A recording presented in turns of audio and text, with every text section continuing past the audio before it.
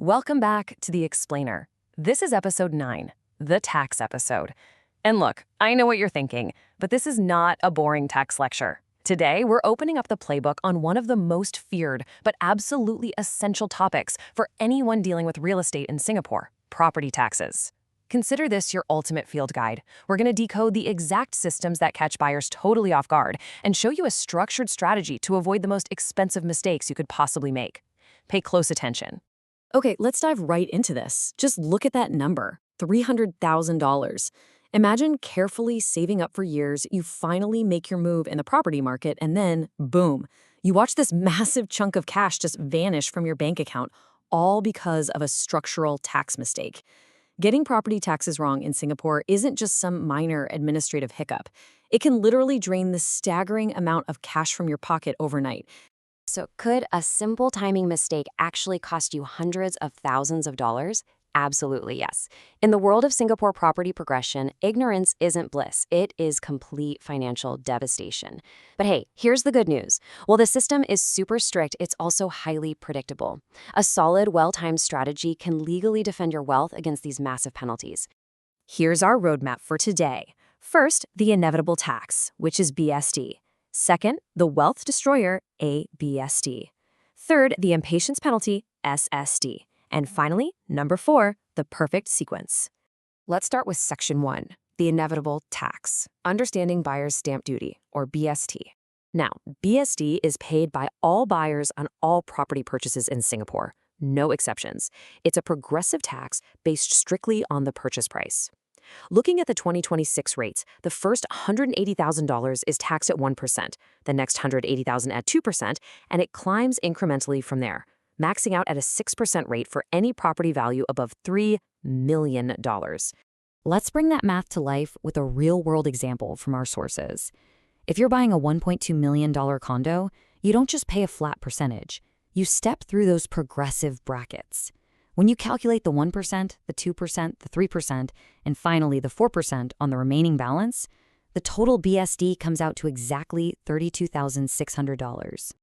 Now, before you start hyperventilating about a $32,000 tax bill, let me relieve a little pressure. Yes, it's paid by everyone based on the purchase price. But a huge advantage here is that your BSD can be paid using your CPF ordinary account, your OA. You don't necessarily have to fork over pure cash for this, as long as you follow one strict rule.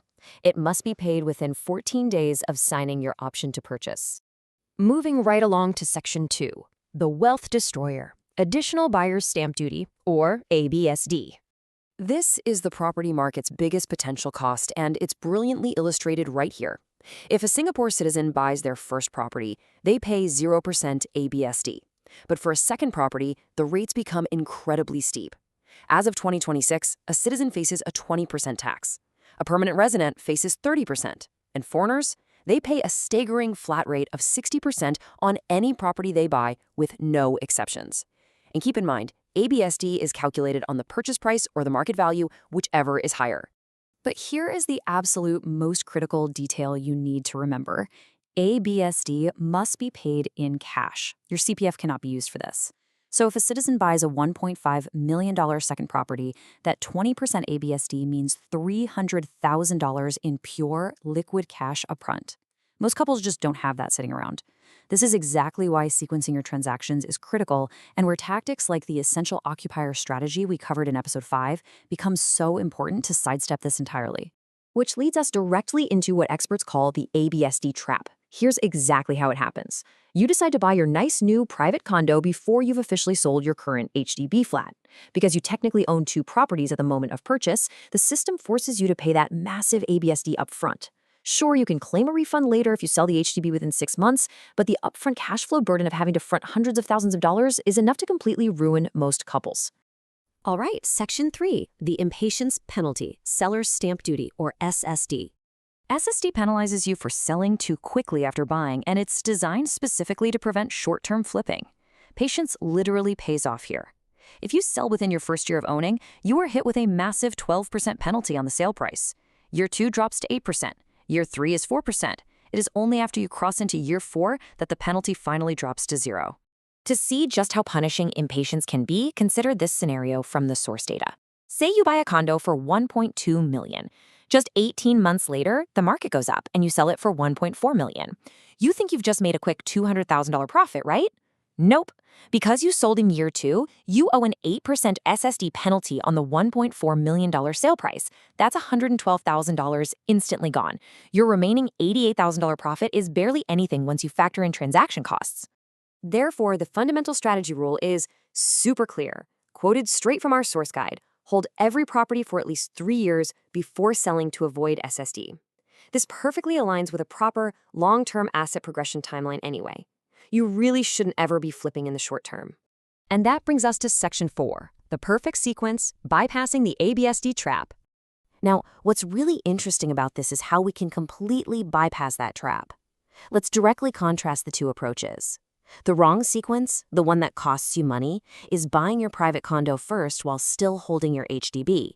Doing this forces you to pay the 20% ABSD, which on a $1.2 million condo is $240,000 in pure cash out of your pocket. The right sequence for an HDB to private condo upgrade?